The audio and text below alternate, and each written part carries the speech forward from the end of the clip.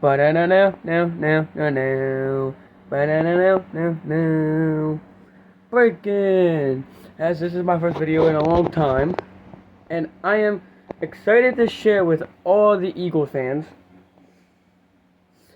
every NFL fan, every Eagles fan, we had a good draft, man.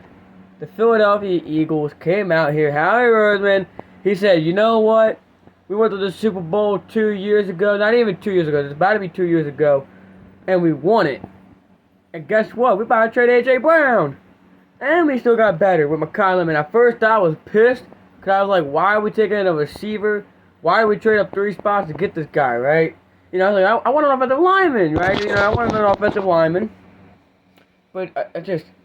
watching McCollum and watching the guys tape. I mean, he's a good receiver. I already knew before the draft. I forgot he was in the draft. I thought he was in next year's draft, the 27th draft.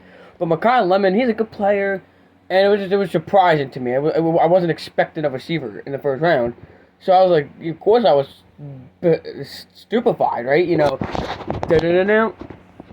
but like what he can be is exciting. It's like, if the comps are correct, if he's basically like an Amon-Ra St. Brown, if he makes this Eagles offense like the Rams, the 49ers, man, if that offense can just go scoring points, man, dropping the bucket on their heads. Look, I'm hoping that we run a little bit of trips and some bubble screen still, but I'm hoping that we still do some good things on offense. Vic Fangio tap out to you for going out there getting Uor Bernard. You know, man, this defense is about to be freaking. And then they get Jonathan Grenard. Bro, this defensive line is about to cook. Bro, it's about to cook. Howie said, you know what? I'm going to go out in this draft. I'm about to go get the crock pot. And we about to go cooking. We about to cook with the crock pot, man. Freaking going out there in the second round. You get freaking an offensive tackle from Miami. I forget the guy's name. The guy is 6'9". The dude is 6'9". What a monster offensive tackle that guy's gonna be. You go out there in the third round. You know, oh my gosh, the third round. That was what a pick in the third round. Third round pick. Because in the second round, you go out there and you get one of the most athletic tight ends in the NFL draft, and Eli Stowers. Oh my gosh, bro. How he cooked that tight end. He cooked with the offensive line in the third round. Fourth round, you don't have it because you went up to get McCollum. Then the fifth round comes, and you take the most athletic quarterback in this draft, potentially. I think he's probably more athletic than Cade Klubnik, and that's saying some things. Because Cole Payton out of North Dakota State. Oh my gosh, bro. Cole Payton, bro. This dude has the arm talent to do across the middle of the field. Short, he can run. And he has good decision making. The only issue for him, for Cole Payton, I'm worried about the deep ball. He can throw it. He needs to get better with that. But I like Cole Payton. He's a really intriguing prospect. I was hoping the Eagles were going to get him. They got my guy, Cole Payton. Welcome to Philadelphia. And this is going to end up, hopefully, being the future starter for Jalen Hurts. Because, oh my gosh, this guy has all the tools, all the potential in the world. This guy, Cole Payton, my guy, bro. This guy, hopefully, he keeps doing some great things. Cole Payton. And I want to talk about the New England Patriots, right? All the New England Patriots fans are like, oh yeah, we gonna get A.J. Brown, yeah, everything gonna be better, yeah, this, yeah, A.J. Brown, this, ha ha ha, Patriots, this. Man, y'all dog water, bro. Y'all about to end up being booty cheeks. Most overrated team I ever seen. Well, meanwhile, while the Patriots go back to being irrelevant, bye-bye, shoo-shoo, y'all going back to the bottom dwellers. Bye-bye, Patriots. The Philadelphia Eagles, we about to go back to the Super Bowl with an MVP QB and Saquon Barkley, Uor Bernard defense. Oh my gosh, bro, this defense. Everybody who said that the Eagles won the Super Bowl in 2024, you know why? It was because of that defensive line. You want to know why everybody winning again? That defensive line. Now, Jordan Davis got paid, so we have him still. Jalen Carter about to eat. You said Jalen Carter said, "Wait, you want to pay Jordan Davis? You want to pay Jordan Davis? You don't want to feed me yet? Okay, fine then. I guarantee you Jalen Carter's about to have a crazy year. On top of, now you bring in Jonathan Bernard. You went and drafted Uwar Bernard, who I am higher on. This guy is 6'4", runs like a 4.36 40-yard dash or something like that. Ridiculous height and speed. And if he can be developed like Jordan Mailata, we may have gotten the steal of the 7th round. And what I'm excited for is Eagles defense. Is you go out there and you improved your defensive line. You went out there and you got the pass rusher you needed. You got possibly 2 pass rushers in this one via trade, and now actually you got 3. Cause I forgot they also in the 7th round took an edge rusher from New Mexico State. Okay, or New Mexico, one of the 2. But anyway, you get Jonathan Bernard, Uwar Bernard, and then I forget the guy's name in the 7th round. You draft 3 edge. You got 3 edge guys. Let's not forget they got Nolan Smith. They got freaking the other guy's name? They got Nolan Smith, Jalix Hunt. They now got Jonathan Bernard. They now on top of that got Uwar Bernard and a guy in the 5th round. That's like at least 5 edge rushers, possibly 6 if they bring back Brandon Graham. And there's probably guys I'm forgetting of. Now let's not forget. Now on that defensive line, you also have Moro Jomo. Well, you want to show with the stars? But I said we're gonna do this. Ty Robinson. You have now freaking Moro Jomo. You have Jalen Carter and Jordan Davis. And then if Uwar Bernard can't be an edge rusher, you have him in the defensive tackle spot. So really, you're looking at a defensive line that's about to eat. They about to eat, bro. They about to eat, bro. I'm telling you, bro. Watch. Mark my words. Come this season, this defensive line, they may start out slow, but eventually as the season goes on, they're going to end up looking like the defensive line from last season, where they were getting stops, where they were getting pressured with Jalen Phillips. But I'm telling you, they about to eat. They about to be racking up sacks like it's nothing. They're going to get stops. And then not to mention, you go out there in free agency and snag probably one of the best free agent cornerbacks I ever seen. Tariq Woolen? Who let the Eagles get Tariq Woolen? The Seattle Seahawks. The reigning defending fraudulent Seattle Seahawks who had to play the Rams. Come on, the Rams ain't even that good. I mean, the offense is good, but that defense is mid. Come on now. The Seahawks, bro, won a Super Bowl against the fraudulent New England Patriots. Would they have won the Super Bowl if they didn't face that team? Who knows? Maybe, maybe not. But we all we knew is what the Seahawks were definitely getting in the ring once we saw the Patriots. Come on. Now, the Patriots, while they're going to be off a cliff, Seattle's still going to be competitive. They still got Jackson Smith-Njigba. They still got, I forget, I didn't really pay attention to the draft, but they drafted Jadarian Price in the 1st round, at the end of the 1st round. They got better a little bit. Leonard Kenneth Walker go to the Chiefs. That was embarrassing. But I understand you didn't want to overpay for a running back, and then you did. You replaced it with a cheaper guy. You got Zach Charbonnet coming off of an injury, so there's definitely some things. Now I'm not hating on Seattle.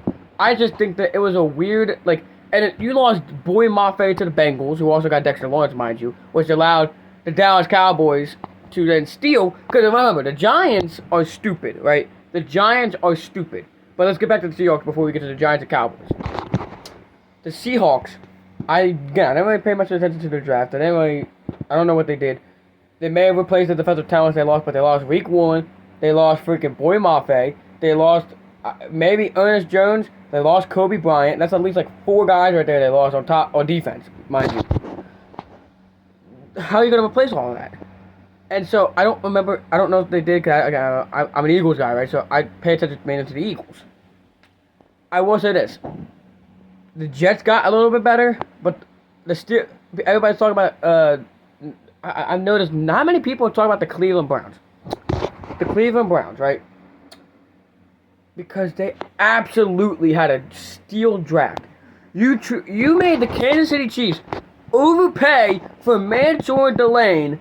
You jumped down from pick 6 to pick 9. You jumped down 3 spots. And what did you do? You went and got Spencer Fano. Dog. You got an offensive tackle. Pick 24. You wait and you got KC Concepcion. That's a 1st round. Boom.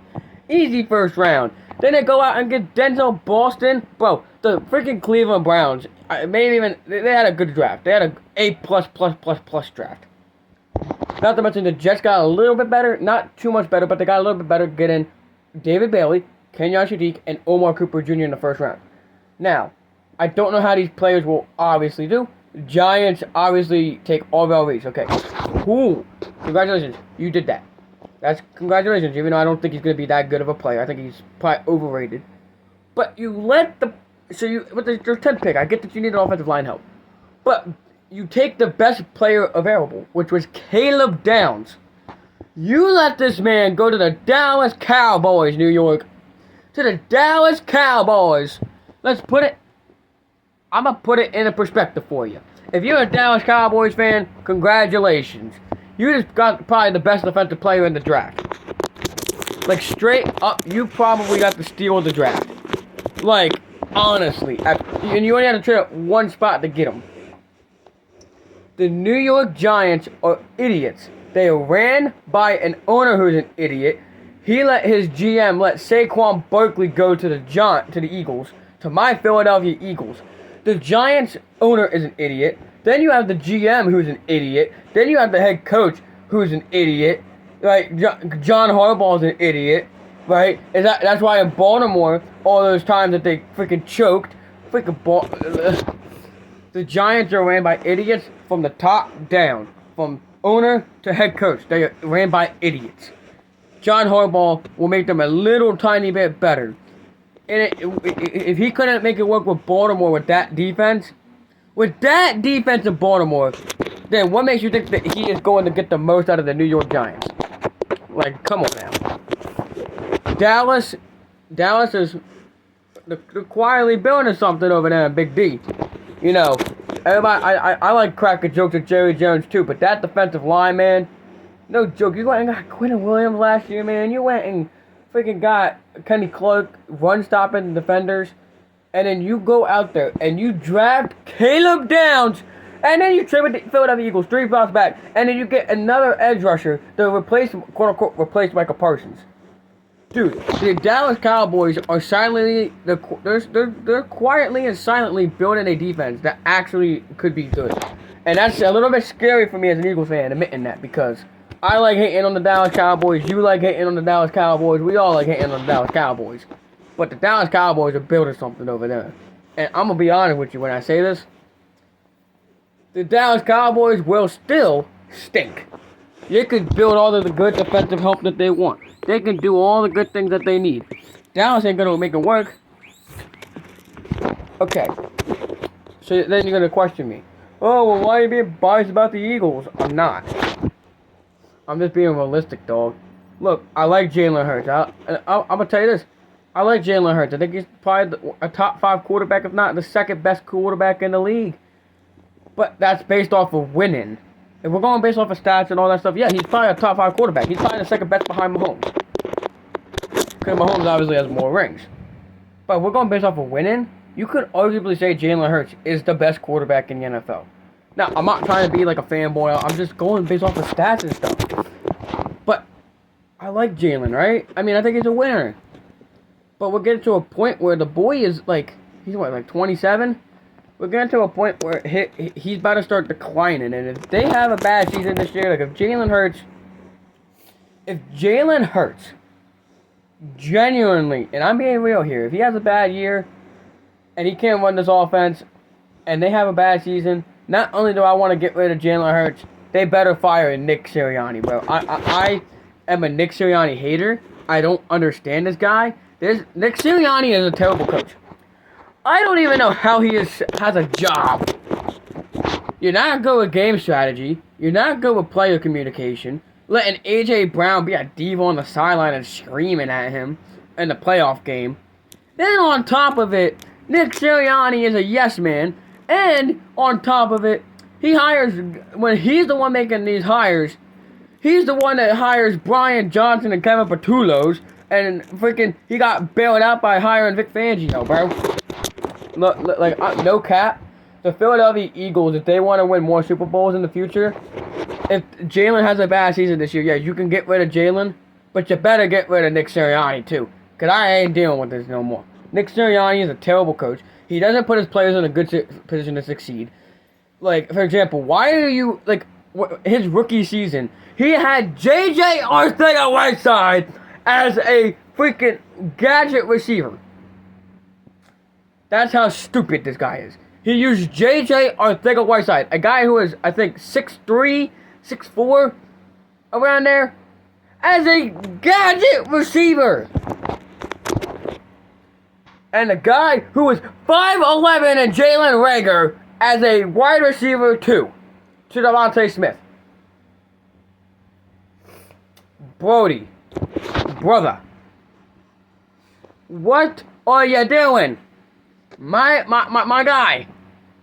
So you're telling me you see somebody who is 5'11", wide receiver 2. Somebody who's 6'3", 6'4", gadget receiver. What are you on?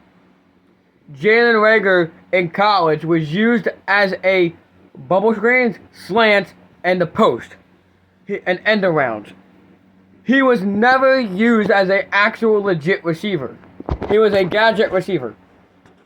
Okay. And guess what? Jason Whiteside was never that good of a receiver either. But DeVonta Smith, they just use him as a receiver. Like, why don't you use him on bubble screens? Why don't you use him on like? I never understand why you don't use these guys to the advantages. Like, I remember the Chargers game. You put Dallas Goedert on a bubble screen. That's how stupid this Sirianni system is. It's stupid. They don't use players to their strengths. And you would think if A.J. Brown, who is going to be gone, but if you would think you have one of the best slant receivers in the NFL. Now, yes, I think he has lost a step. You can clearly see that he has lost a step. But if he is good on slant routes, why don't you call slant routes when him and DeVonta Smith are good at slant routes? I know. Mind-breaking, groundbreaking news. Something we already know. A lot of Eagles fans have already said this. It's nothing new. Like, if you understand the game of football, if you played it, if you studied the game, right? If like I may not have ever played football growing up, but I've watched it. I've learned strategies. I've tried my best when learning plays and formations.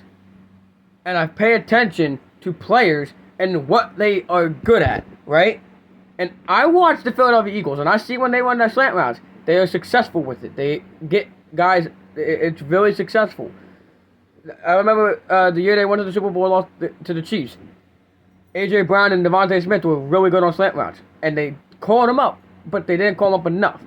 Now, I'm excited because I feel like this year, for once in my life, I actually get to watch an offense, not force feed. Because, I felt like they always had to force feed the ball to AJ. AJ was going to, cry about it. Once we get rid of AJ, I'm excited to see if this offense can look more like the Rams, the 49ers, these offenses. And I'm hoping Sean Mannion could be like Kyle Shanahan. I want to see him adapt and call plays as the game goes on. I want to see that because I think that would be beneficial. I'm excited for the season because this could finally be the year we get rid of Nick Sirianni. If they don't get rid of Nick, then it's going to be the same hogwash it's always been. That's the thing. Like, if Nick doesn't get fired, it's going to be the same thing it has been since 2021. The same thing. It hasn't changed. His philosophy hasn't changed. The way they run the game, and it doesn't change. And I feel like even to a point, do I agree to kick a field goal on a 4th down and you're in field goal range? Yes, I agree. But I feel like there's also times where he's too conservative and taking field goals instead of actually going for it. Like, if you're 4th down, right, and say like you're 4th and 6, and you're on, say, the Chiefs' 20-yard line, fucking go for it! Go for it! I want you to freaking go for it on 4th down. Go for it. Why not? It's 4th and 6, you're on the 20. Don't bring Jake Elliott, who has been inconsistent the last 2 seasons, to possibly shank it? For what? A 40-something yard field goal he's probably going to miss. No. Or a 30-yard. Doesn't matter. Go for it. It's 4th and 6. Go for it. So there's also times where I feel like he's too conservative. And there's just times where he's also, too aggressive. He can't find that right balance. Like, if his team is down 17-0, he'll just punt the ball. He won't even try and get a spark going. Like, what are you doing? Like, and for all the people that talk all this crap on Dan Campbell's philosophy, as I agree he goes for it too much, I get why he does it. Because guess what? I'm gonna tell you straight up. I don't know if a lot of people think of it like this. If you were down 17-0 and your team is flat as they can be, if they're playing flat like they don't want to be there, then hell, why not go on 4th down in your own territory? Why not? You're down 17 points in the first quarter. You might as well try and get a spurt going. Try and get something, because all in football, just like in basketball, all it takes is one little spark.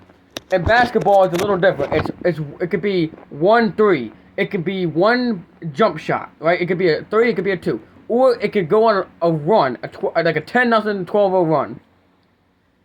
In football, all it takes is one little spark, and I'm not sitting here saying it can 100% change the outcome of a game, but it can maybe change the outcome of how you're playing. If you get that 4th down, it may give them some confidence, or it may get them to say, come on, let's go, we got this, come on. And it may instill more confidence into them. That's why I feel like Nick is like, sometimes he's too conservative, sometimes he's too aggressive, because he doesn't understand that, like, when you go for it, it's a huge, sometimes it can be a huge shift in the game. If you get it, it puts more pressure on the defense. If you don't get it, now you're putting the other offense, and especially if you don't got a good defense, you're putting your defense in a tough spot. So it's like, it's always a 50-50 gamble shot on 4th down. That's why it's a huge, that's why it's huge.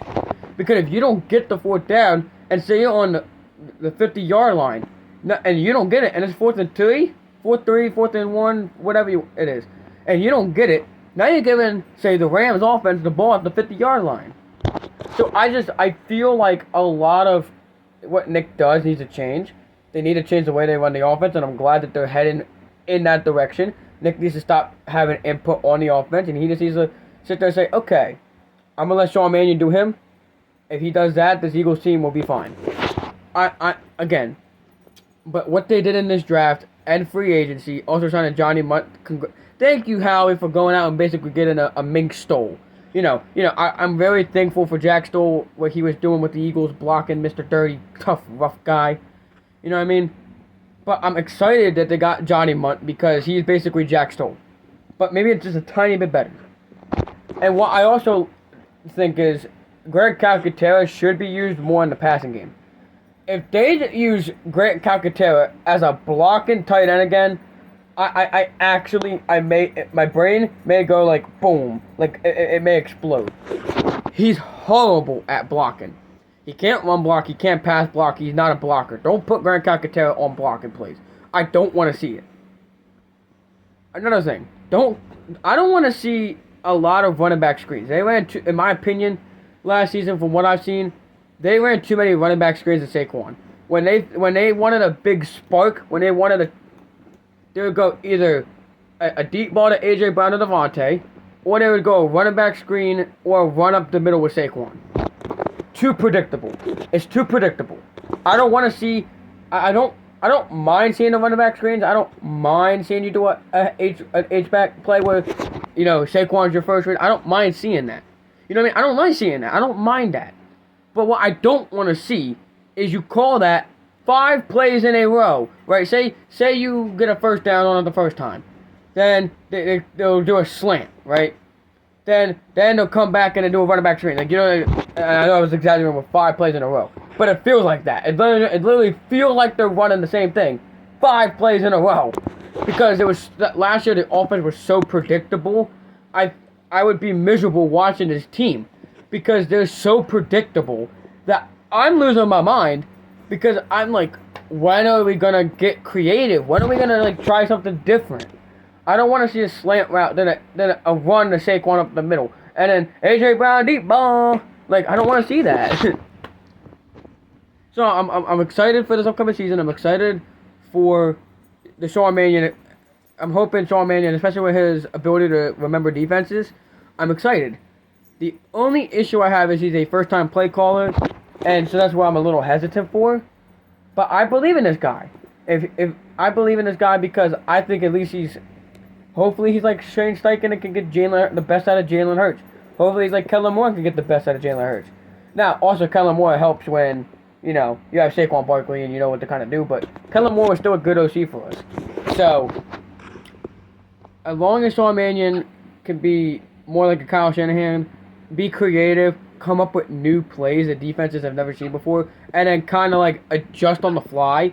If he could be kind of like that, I think the Eagles offense could be explosive because you got Devontae Smith, Mekhi Lemon, Dallas Goedert, Eli Stowers. You got weapons. You got the weapons. You got your quarterback in Jalen Hurts. You got the backup in Cole Payton most likely, who's going to most likely be your Taysom Hill. But what they need to do is capitalize on it. You have look, there was no excuse why you should have lost to the Niners last season in the wild card. You could have went easily back to back. Now, it's time for them to capitalize on this. You have another wide open run to the Super Bowl.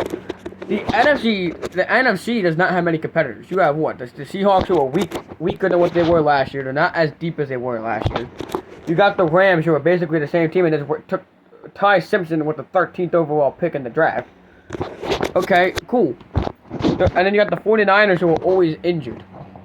Okay.